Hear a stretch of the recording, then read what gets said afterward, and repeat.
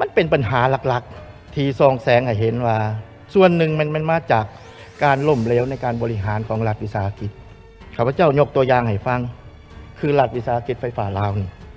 คือไฟฟ้าลาวนี่ในกระบวนการบริหารนี่นะถ้าเขาจะแก้แท้ๆเนาะ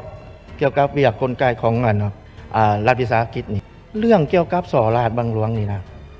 มันนักสุดรัฐเขาบ่มีการกวดสอบเลยเห็นอยู่หู้ตัวตนว่าโกงประเทศชาติสร้างความวุ่นวายในประเทศชาตินั่นนะพวกเขาบอกกล้าที่จะเฮ็ดหยังกับเขาหน้าอายประชาชนน่ะเรื่องแบบนี้ว่าแท้อันนี้ก็รัฐบาลเฮาปล่อยปละละเลยก็จะเฮ็ดจังได๋มันมีแนวนั้นมา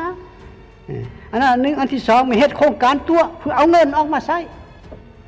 มันเป็นอย่างนั้นแต่ว่าคันว่ามันย้อนไผก็การบริหารงานของรัฐบาลนี่ยอมรับฉันต่อไปสิได้ปรับปรุงแท้ปฏิรูปแท้ขอตอบเท่านั้นซะตัวนี้น่ะมันยาวสำหรับแท้ขอโทษเด้อขอโทษเด้อเว้ากงไปกงมาได้ครับพระเจ้า